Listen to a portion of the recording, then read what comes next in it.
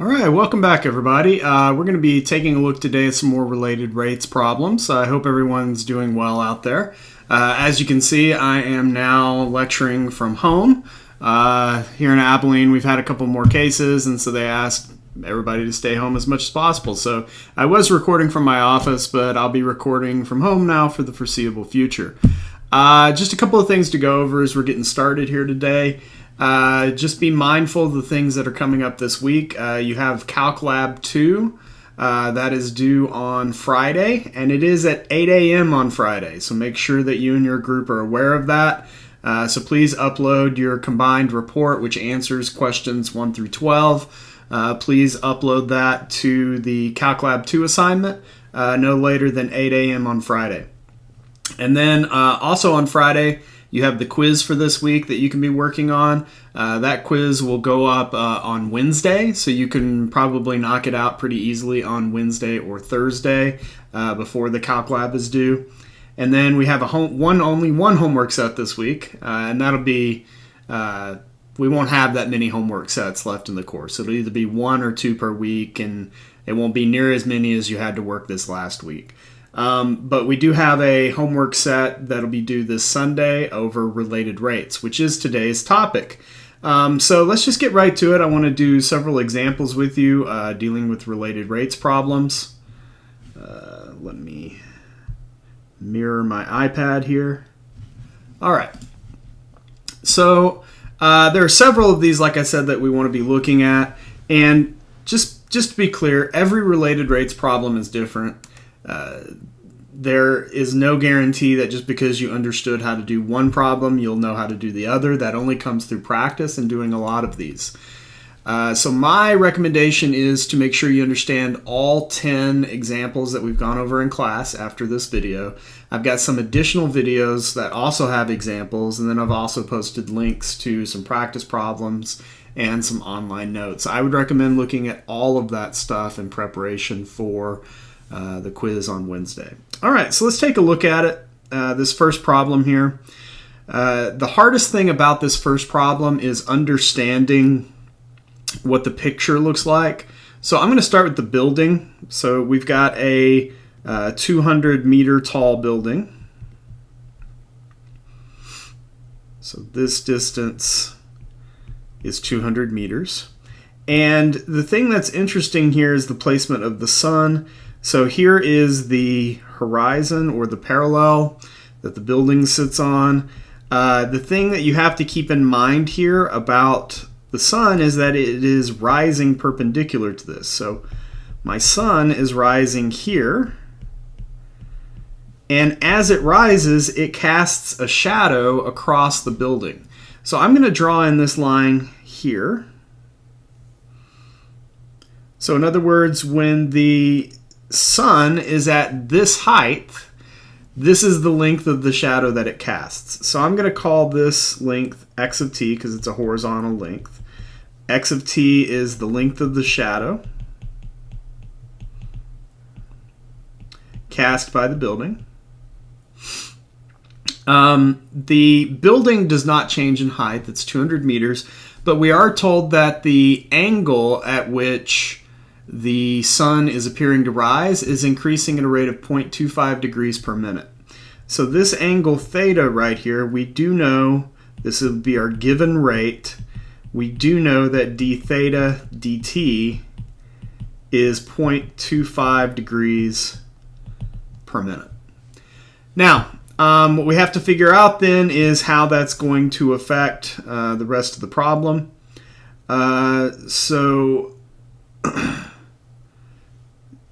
You want to know when the shadow is 500 meters long, how quickly the shadow is shrinking, right? And the reason the shadow is shrinking is because as the sun rises, if the sun was up here, you would see that the shadow cast by the sun would be shorter, or the shadow cast by the building would be shorter the higher up in the sky the sun gets.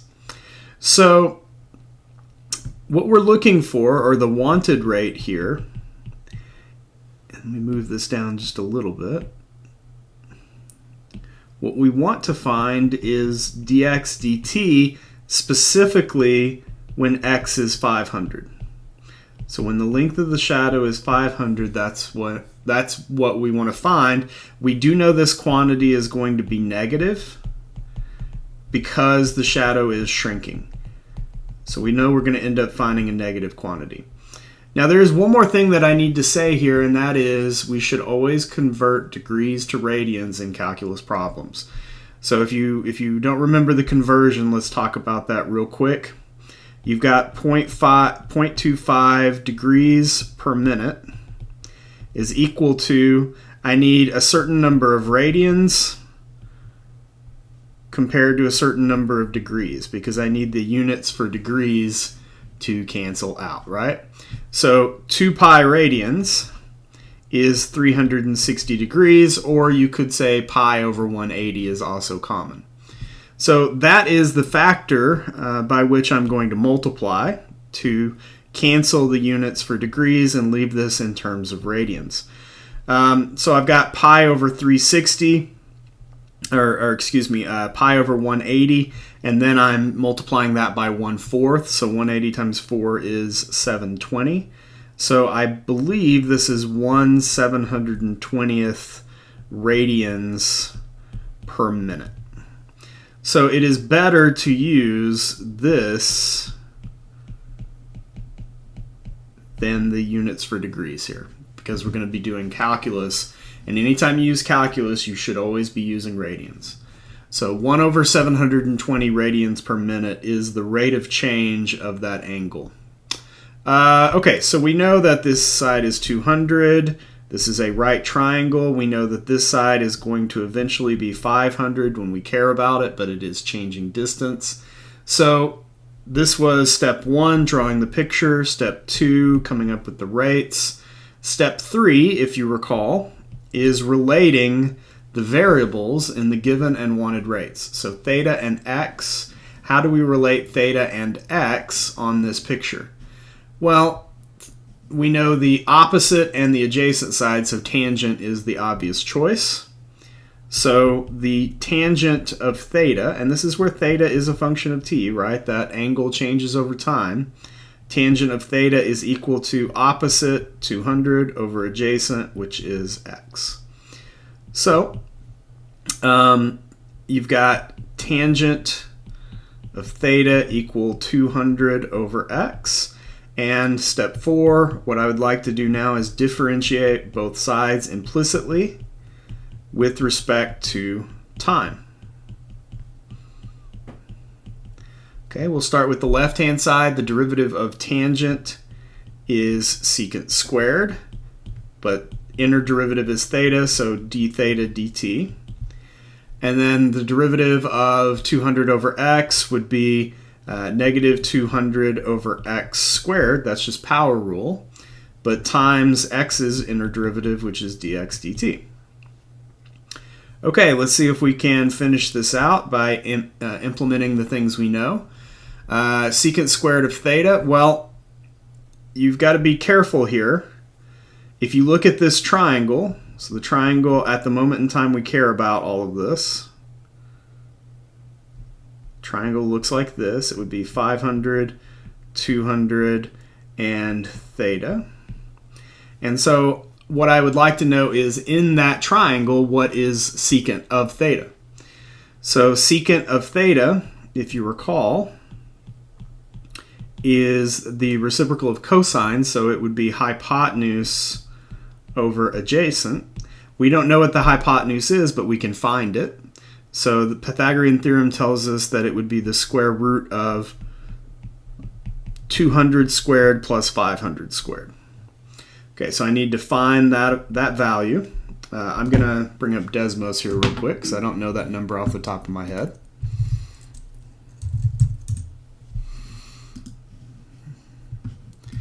All right, so we have the square root of 200 squared plus 500 squared. So that's 538.52. All right. So we know that 538.52 is the hypotenuse there. So the secant would be hypotenuse over adjacent.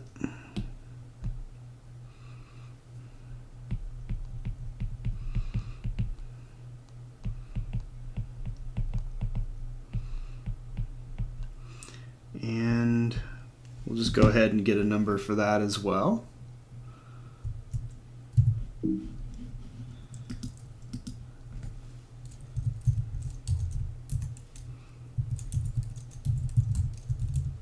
All right, so 1.077, let's say. All right.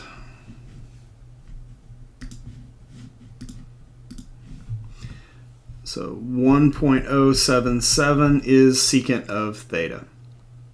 Okay, so what we have here then is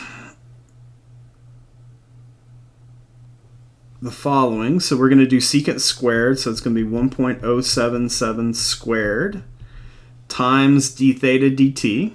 So d theta dt was given to us as 1 over 720. It's equal to negative 200 over x squared. X is 500, so 500 squared, times dx dt. Well, dx dt is what we want to know, so we're going to solve for dx dt. All right, so solving for these, dx dt is 1.077 squared times 1 over 720 divided by negative 200 over 500 squared. All right, so we'll do this real quickly in Desmos and get our answer. All right, so 1.077 squared times 1 over 720, all of that divided by negative 200 over 500 squared. And just as expected, the answer there is negative. So negative 2.014, let's say. All right, so we have negative 2.014. Let's think about what the units are here. The units for length in this problem are meters. So x is a unit of distance. It's the length of the shadow. So this would be meters per unit time, and time in this problem is minute. So every minute, the shadow is shrinking by about 2 meters. That's what this problem would say. All right, this is a pretty in-depth problem. There's a lot of steps going on here. But for a problem of this type, you should be able to do this. The hardest thing about this problem was figuring out what secant was on this triangle. But the rest of this you should be able to handle pretty well. I think the hardest part of this problem is drawing the initial figure. All right, so let's look at another one. All right, so here we have another building. So we've got a large building here. Let me just go ahead and make that look a little bit better. All right, so we've got a building, and that building is on the ground here, and we have a ladder. So ladder, it's up against the building. We are told that this ladder is 50 feet in length, and we don't know this initial distance here. I'll call it x once again, just like on the previous problem. But we do know that this thing is slipping, which means it's going in this direction. So the base of the ladder is slipping away, which means x is increasing, but the height is decreasing. So let me call the height, h of t here, is the height of the ladder on the wall. In other words, where does the ladder intersect the wall? That's the height, the distance above the ground. Now it says that the base is in a small oil puddle, begins to slide away from the wall at a rate of 3 feet per minute, right? So we know that dx dt is positive 3 feet per minute because the x distance is growing. So that would be our given rate. We're given that dx dt is 3 feet per minute. All right. What rate do we want to find? Well, what we want to know is the rate at which the height of the ladder is changing. So the height of the ladder would be dh dt, its rate, and specifically we want to know the rate when the base of the ladder is 30 feet away from the wall. In other words, when this distance is 30. So we want to know dH dt when x is 30. So that is the rate that we want. So far pretty straightforward. What we need to do here, so that's step 1, drawing the picture. Step 2, telling me the given and wanted rates. Step 3, find the equation that relates x and h in the picture. So x and h are easily related. There's no angles like there was in the previous problems. This is just straight up Pythagorean theorem. We know that x squared plus h squared is equal to the hypotenuse, which doesn't change, right? The ladder's length doesn't change. It's always a 50-foot ladder, even as it slides away. So this is the equation that relates all three variables. Keep in mind that x and h are both functions of time. So implicitly, step 4, when we differentiate with respect to time, we're going to have chain rule derivatives pop out for each of these variables.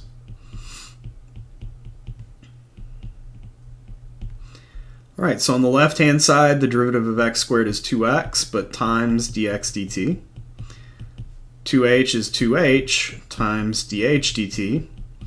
And then the derivative of 50 squared would be 0. All right, so we've done all the differentiating at this point. Now we're on to step 5, plugging in the values. So let's bring all the values into view here. All right, so we're looking at this specifically when x is 30. So taking this equation that we got out of 4, we would have x is 30, dx dt is 3. H we'll have to figure out here in just a second. So here's what we know. We've got 2 times x dx dt plus 2h. dH dt is 0. So let's start plugging in. X is 30. dx dt is 3. We'll come back to h here in a second, and we want to find dH dt. So let me just leave a blank here for the height, because we do need to know that. So how are we going to find the height? Well, the height comes from the fact that this triangle, at the specific moment in time that we care about it, is going to look like this. It's going to have a length of 30 here and 50 here, so I need to know what h is. Well, if you stare at it for just a second, you realize this is just a 3, 4, 5 triangle, so that h would be 40 most appropriately.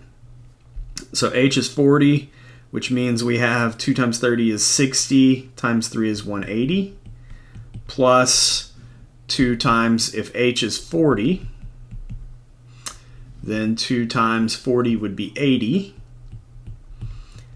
dH dt. And so we would have, let's see, dH dt would be negative 180 divided by 80. Or negative, let's see, cancel the zeros. What, a factor of 2 in both? So that would be negative 9/4, which reduces to negative 2.25 if you like. And the units here are units for height or feet. The units for time are minutes. So this would be feet per minute. So what we have here, just to show the whole problem, what we have here is a relationship that if the base is sliding at a rate of 3 feet per minute away from the wall, then the height is decreasing at a rate of 2 1/4 feet per minute as it falls down the side of the building. All right, example 3. So example 3, you had a problem very similar to this, if I recall, on your 3.7 homework in WebAssign, and in that problem we didn't know related rates yet, so you used a different method to solve it. But here I want to show you the related rates method. So you throw a rock into a pond, and then all of a sudden these circular ripples are happening. So there's the first one. Second one, right? So over time, I'll do one more. So over time, the radius is increasing. So R of t is an increasing function. So there's the rock that we're throwing. Okay, so R of t is an increasing function. I want to relate the rate at which the radius is increasing to the rate at which the area of the entire ripple is increasing. So here's the shoreline. Okay. So the rate that we want, so here's our first picture. The picture here is really not all that helpful, but I wanted to go ahead and draw it anyway. The given rate is the rate at which the radius is increasing. We're told that the radius increases at a constant rate of 4 feet per second. So the rate at which the radius increases is 4 feet per second. Okay? What we want to know is we want to know the area, how rapidly is the area enclosed increasing. So we want to know the rate of increase of the area. So we want to know dA dt, the area, and we want to know it specifically after 12 seconds. So when t is 12. All right, so we need to come up with a way to relate area and radius for a circle. You should know that formula. The formula then is area is pi r. Remember, r is a function of t, so pi r squared. Just for simplification, I'll just write pi r squared, but r is a function of t. All right, step 4, we are going to implicitly differentiate both sides. So on the left-hand side, you'll get dA dt. And on the right-hand side, so distribute to both sides. On the right-hand side, the derivative of pi it ignores it because it's a scalar. But then we're multiplying by r, but r is a function of t, so its outer derivative is 2r. But then I have to multiply by the inner derivative, which is dr dt. All right, so I'm going to clean this up just a touch here. So dA dt is 2 pi r dr dt. Now step 5, plug in all of the values. We want to find dA dt when t is 12. So we have 2 pi times r when t is 12. So I want to know the radius at time 12. Times dr dt, we're told dr dt is 4. So we have this so far. Well, I need to figure out what is r at time 12. So r at time 12 is, well, if it's increasing at 4 feet per second, then the radius is 4 feet times t seconds. 4 times 12 is 48 feet. So we know the radius is 48 feet in length at this point. So my answer would be 2 pi times 48 times 4. So let's see here. That is 160 plus 32. 192 times 2 would be 384. So 384 pi. The units here for area, since this is feet, the units for area would be feet squared. And time, the units for time in this problem, I believe, are seconds. Yeah, seconds. So this would be, the units here would be feet squared per second. So that's the rate at which the area is increasing after the ripples have done their thing for 12 seconds, and the radius is at 48 feet at that point. All right, so not much going on there. You would have probably used a different method than this to solve this problem on the 3.7 homework, but you can also solve this kind of problem using related rates.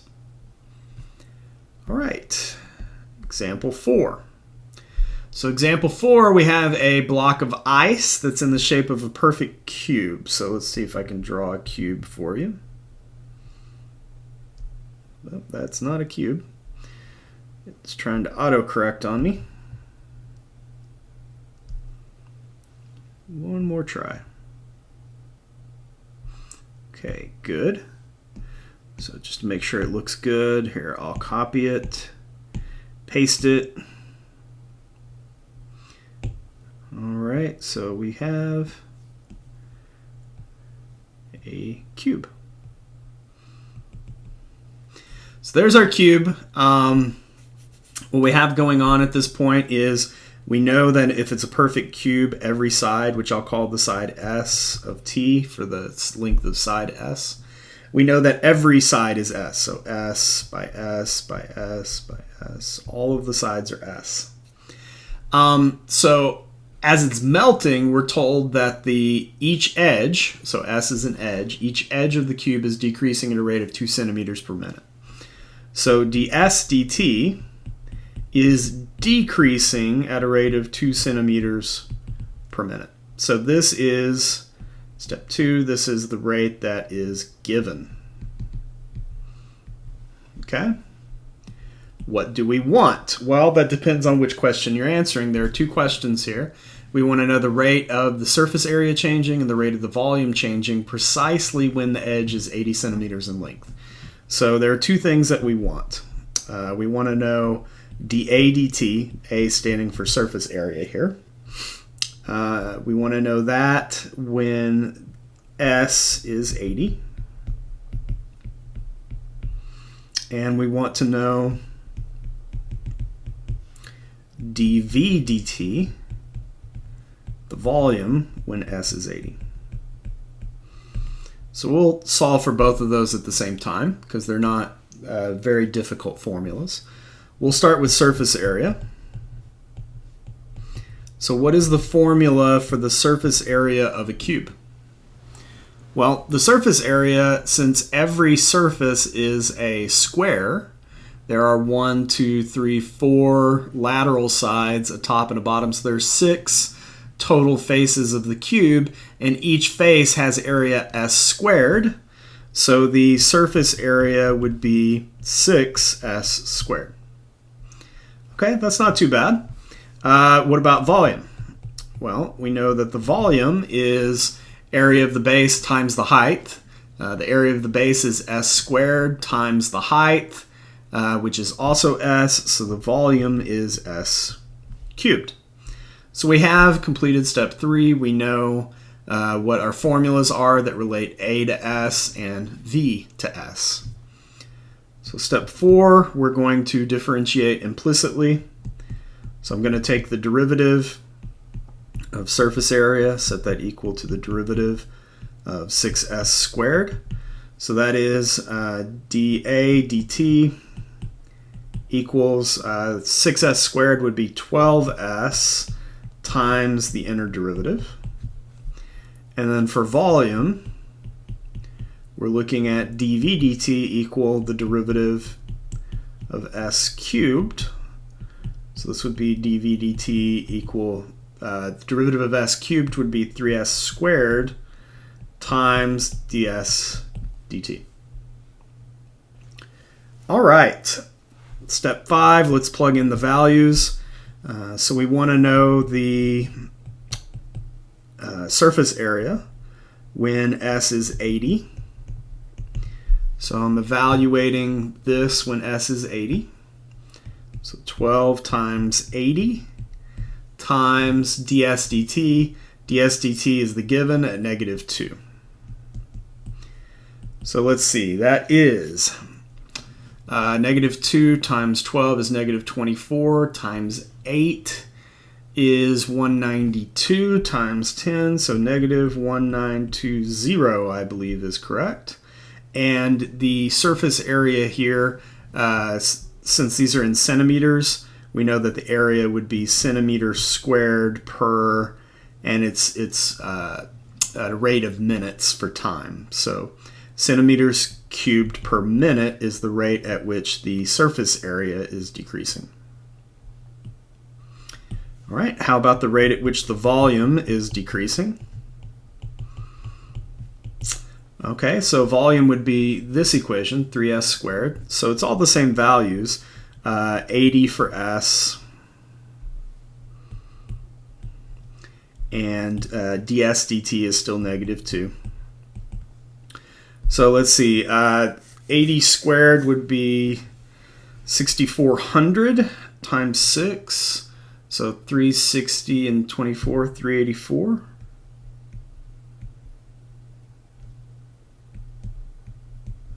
I think that's correct. Yeah, that's correct.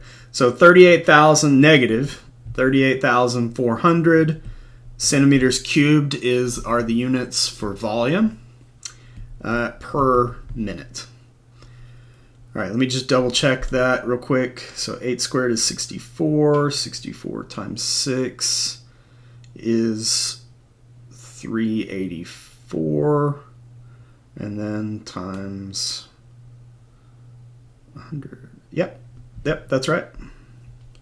All right, so that's the rate at which the volume is decreasing. All right, so this one wasn't too bad. Just reminding you that on some of these related rates problems, you are going to have to deal with geometric figures. You do need to know things like surface areas, volumes, how to calculate those kinds of formulas for simple figures.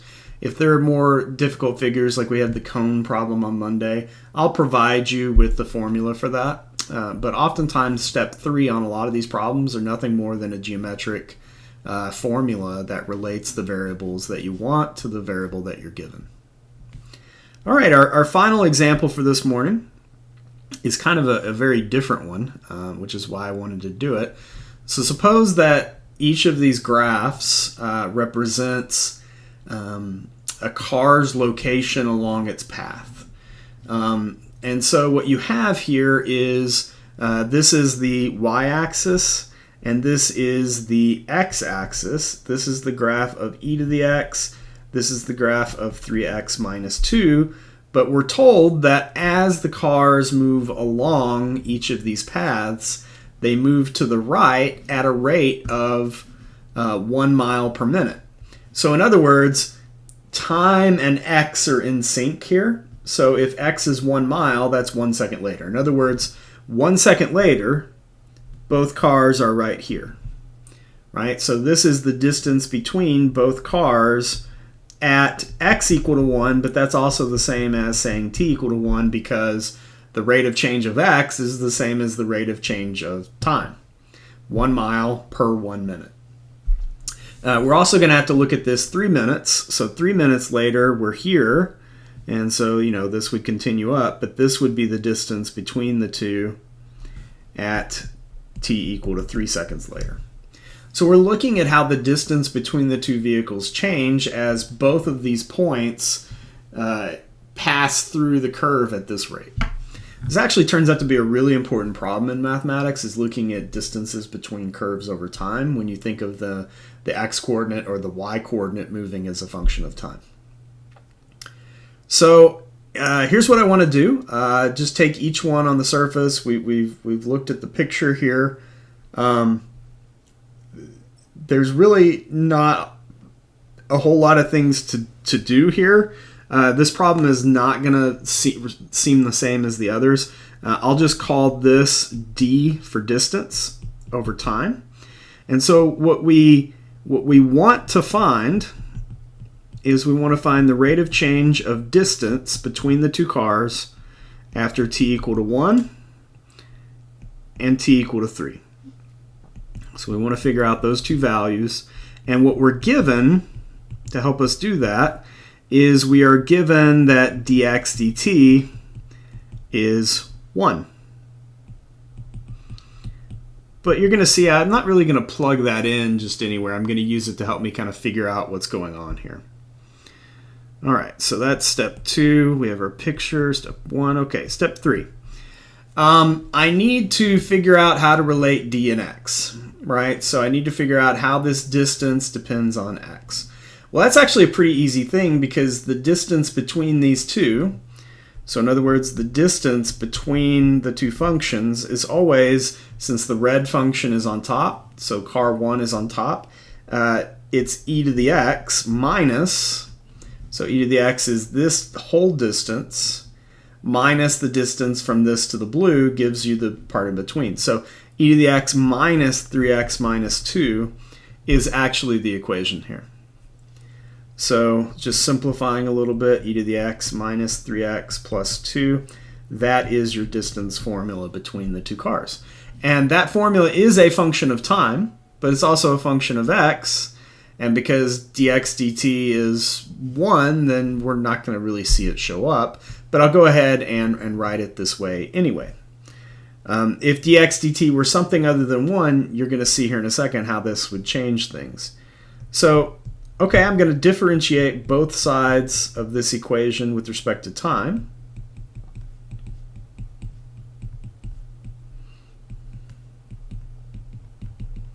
So starting on the left, the derivative of d of x is the derivative of d with respect to time times its inner function is x, but x is a function of time, so I have to multiply by dx dt. Now, normally this would give me a number, but here dx dt is just 1, so I'm going to multiply by 1. Similarly, over here, the derivative of e to the x is e to the x, but times dx dt. The derivative of minus 3x plus 2, since it's a linear function, the derivative is the slope. The derivative of that is minus 3, but then it involves x, so its inner function is dx dt. And each and every one of those, dx dt is 1. So I can rewrite this quite easily as e to the x minus 3. Because dx dt is 1 in all of those cases. Now, I don't have an answer yet. I need to know how the distance is changing at each of these different times, right? So when time is 1 and time is 3. So I want to know, okay, how about when t is 1? Well, if t is 1, that means you've gone 1 minute, which also means you've gone 1 mile. So this is the same thing as asking me to find this when x is 1. And if x is 1, just plugging it into the value here, you get e to the 1 minus 3 or e minus 3. Now really, yeah, this would be a negative number, right? And the reason this is negative, if you look at the graph, this distance is getting smaller here for a little bit. Like the distances here are slightly smaller.